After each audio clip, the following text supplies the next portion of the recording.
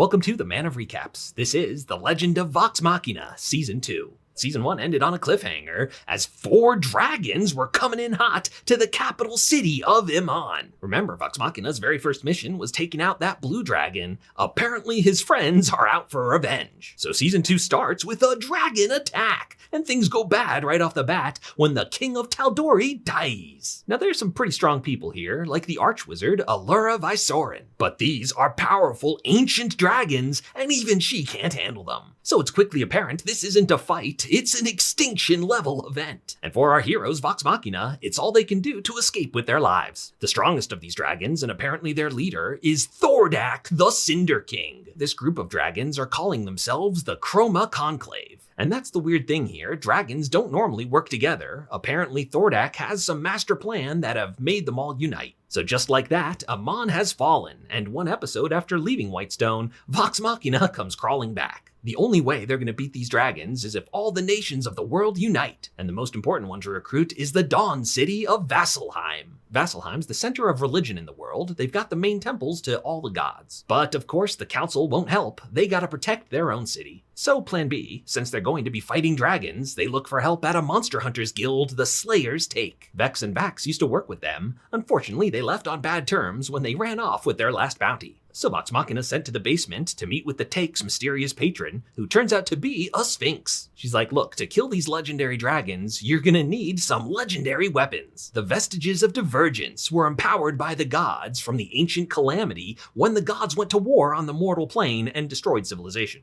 Conveniently, there's one nearby, in a hidden temple under the lake, to the matron of ravens, the goddess of death. As you might imagine, it's the kind of place that's absolutely filled with deadly traps. Vax, the rogue, is the best at spotting traps. He's like, don't touch anything till I've had a good look. But Vex and Percy don't want to wait. In fact, they find the vestige, the Deathwalker's ward. Well, it looks trap-free to me. Unfortunately, they missed one, and it's a doozy. Kills Vax instantly. Yeah, you can be healed if you're mostly dead, but all dead is a different story. And so it's a heart-wrenching scene as Vex couldn't save his twin sister. But here in the temple of the Matron of Ravens, Vax is able to see her coming to claim his sister's soul. He tries to make a deal, take me instead, and the matron seems interested.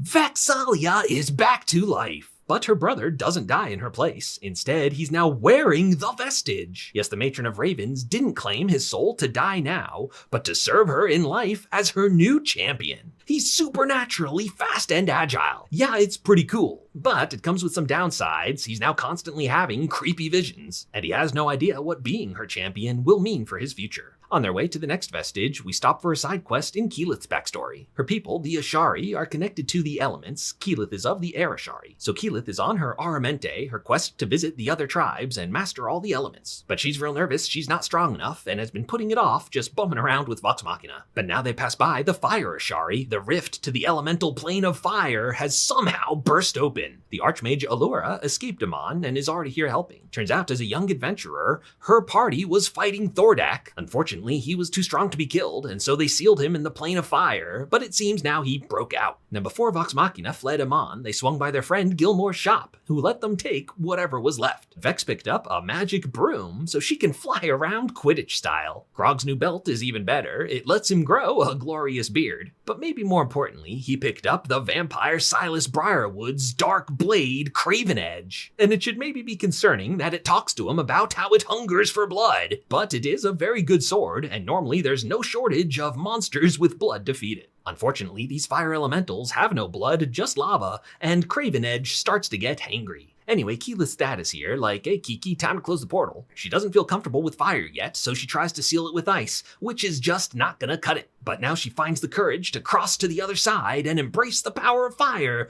Whoa, she turns into a fire elemental, portal sealed, and the day is saved. The Sphinx told them that their next vestige is with another Sphinx, her mate. First though, he has to test if they're worthy, and so he gives them the choice, fight the 100 Death Gorgons or just wound me. They figure no matter how strong he is, they can probably land one hit. But of course that was the trap answer, they don't even get close. In the end, Scanlan is the last one left, but he sees a loophole. He can wound the Sphinx emotionally. So Scanlan does what he does best and launches into an epic love ballad. So Scanlan's awarded the next vestige, the Blade Myth Carver, which lets you see other legendary items and points them towards 2 more vestiges. Unfortunately, they got company. One of the dragons caught up to him, the acid dragon Umbril. Right now they got the Sphinx on their side, so maybe they can take this thing down. But Umbrasil's just way too strong and kills their new Sphinx friend. Now Umbrasil takes Mythcarver, but what does he want with the vestiges? This wasn't his boss Thordak's orders. Umbrasil's made a new friend, none other than Dr. Ripley, the amoral scientist that helped them in Whitestone but escaped. She's become Umbrasil's top advisor, and we don't know what her nefarious plan is, but it involves collecting the vestiges. So Vox Machina's trying to piece out of here, but during the fight, Grog fed his sword, and it sent him into a blood frenzy. Pike's like, yo bro, we gotta go, but Grog is totally out of it, and when she steps in front of him, he fully runs her through. This finally wakes Grog up, because Pike is his best buddy, but healing her's gonna have to wait. They barely teleport out in time. In fact, the teleport was interrupted. The party winds up in different places. Now Pike's okay, but her wound won't heal while it's still connected to the sword. Unfortunately, it's not that easy to get rid of a cursed weapon, and Grog's almost fully possessed. But in the end, he's able to resist and breaks that bad sword. But it comes with a cost, and it sapped Grog of all his strength. Meanwhile, the rest of the party ended up in the Feywild. That's the weird magical fairy realm that's equal parts super cute and horribly terrifying. Pretty soon they find this weird little Sartor guy who was spying on them so he could draw his pornographic fan art. He leads them to the elf city of Singorn, and incidentally it's a part of Vex's tragic backstory because it's where her and Vex grew up with their awful elven father. Long story short, he's still a prick, and now that she's an adult, Vex is able to tell him off. Now they find the next vestige, which is a cool bow,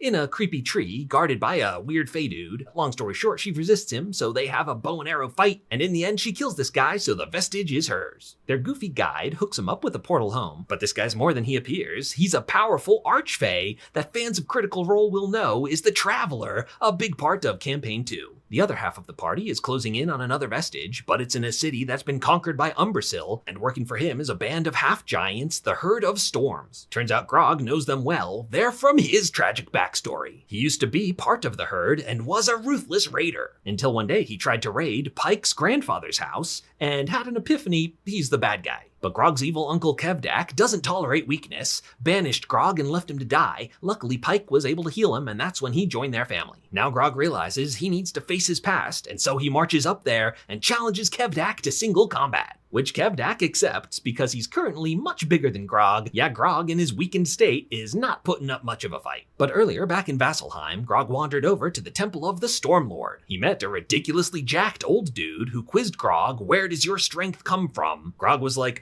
my muscles? Which was not the answer he was looking for. But now seeing his friends in danger, Grog has an epiphany. His strength comes from his friends. So Grog unleashes his barbarian rage, which bursts his muscles back into place, and the rest of the party just arrived, and it's an epic, huge, full party fight. So Grog gets his vestige and puts his good cousin in charge of the Herd, who I guess are now going to be less bad? That night, at least, they have a big party. Now, the Vax-Keyleth romance is still ongoing, and they're both still awkward. Meanwhile, Scanlan and Pike are maybe getting something going. She absolutely does not engage with his overly flirtatious persona, but she kinda likes the real Scanlan, who's a real caring, compassionate guy. But for now, he's still an incorrigible cad, and tonight, in fact, he hits it off with a hot gnomish bard. But turns out she's been hunting Scanlan ever since he knocked up and abandoned her mother. Yeah, Scanlan, she's your daughter. She leaves him there with her immovable sword and abandons him like he abandoned her. He resolves to be a better man from now on, but she's like, guys like you don't change. The next day, Vox Machina and the Herd are planning to ambush Umbrasil.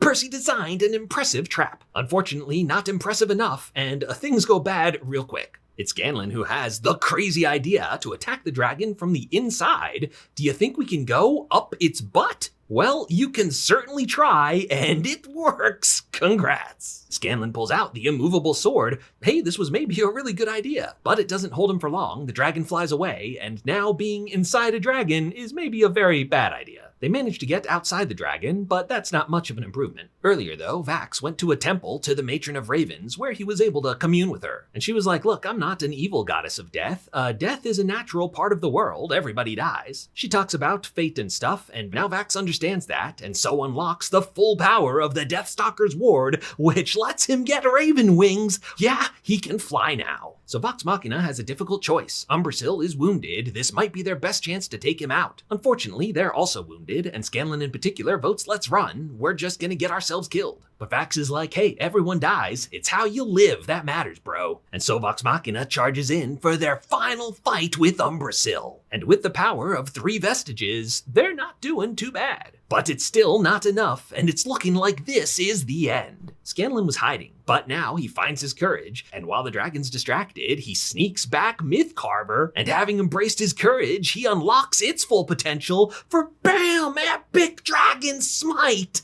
Umbril defeated. Vox Machina is victorious. 2 dragons down, just 3 more to go. By the way, they don't learn that Ripley was here. She flees to continue her own schemes. So Vox Machina travels back to Whitestone to celebrate their victory and plan their next move. But something's wrong. All their friends have been drugged. Yes, this one's a dragon in disguise. But she's not here to kill him. In fact, she just wants to talk. The Chroma Conclave is working together, but the dragons still don't like each other. And apparently Thordak's master plan is not something this one is down with. One part of that plan, at least, is Thordak has a huge clutch of dragon eggs. Uh-oh. And that's where The Legend of Vox Machina Season 2 comes to an end.